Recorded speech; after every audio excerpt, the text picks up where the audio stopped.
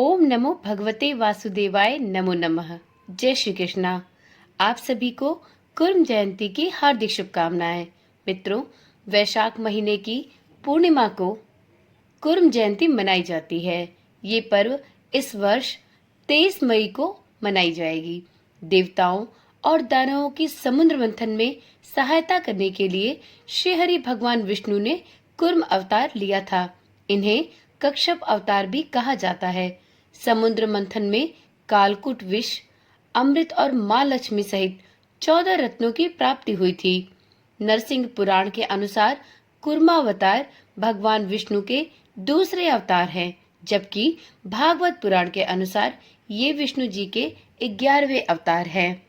पौराणिक कथा के अनुसार एक बार देवताओं को अपनी शक्ति पर बहुत अहंकार हो गया था।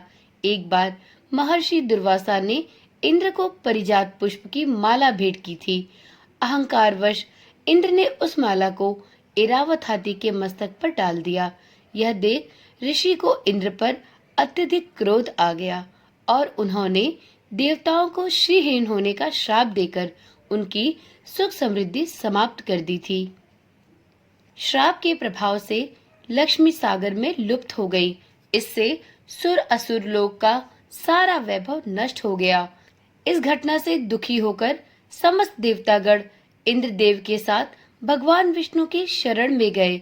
भगवान विष्णु ने इंद्र को देवताओं और दानवों सहित समुद्र मंथन के लिए कहा। तब भगवान विष्णु के कहे अनुसार राक्षस और देवता समुद्र मंथन के लिए तैयार हो गए। इसके लिए मंदराचल पर्वत को मथानी और नागराज वासुकी को रस्सी बनाया गया। देव राक्षसों ने मंदराचल को समुद्र में डालकर मंथन करना प्रारंभ कर दिया, लेकिन पर्वत का कोई आधार नहीं होने के कारण वो समुद्र में डूबने लगा। यह देखकर भगवान विष्णु बहुत बड़े कुर्म अर्थात कछुए का रूप धारण करके समुद्र में मंदराचल पर्वत को अपने पीठ पर धारण करते हैं। इससे पर्वत तेजी से घूमने लगा और समुद्र मंथन की प्रक्रिया संपूर्ण हुई। इस प्रकार से श्री विष्णु ने कुर्म अवतार का रूप धारण कर समुद्र मंथन में देवताओं और दानवों की सहायता की थी। शास्त्रों में इस दिन को बहुत महत्व दिया गया है। मान्यता के अनुसार इस दिन से निर्माण संबंधी कार्य प्रारंभ किए जाते हैं। मान्यता के अनुसार इस दिन से निर्माण संबंधी कार्य प्रारंभ किया जाना बहुत ही शुभ माना गया है। कुर्म जयंती के अवसर पर वास्तु दोष दूर किए जा सकते हैं। नया घर, भूमि आदि के पूजन के लिए यह सबसे उत्तम समय माना गया है तथा बुरे वास्तु को शुभ में भी बदलने का यह सबसे उपयुक्त और सर्वोत्तम समय माना गया है। मित्रों, कुर्म जयंती के अवसर पर आप एक अचूक उपाय करके अपने समस्त कार्यों को कार्य सिद्ध रूप में परिवर्तित कर सकते हैं। वास्तु के अनुसार कुर्म जयंती के दिन यदि आप घर में चांदी या धातु से बना कछुआ लाते हैं तो यह आपके और आपके समस्त परिवार के सुख समृद्धि ऐश्वर्य हेतु बहुत ही शुभ होगा। इससे घर में आई नकारात्मक ऊर्जा धीरे धीरे समाप्त होने लगेगी।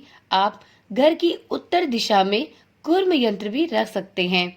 आप इसे अपने बेडरूम में रखने की बजाय ड्राइंग रूम में रखें तो यह ज्यादा शुभ होगा।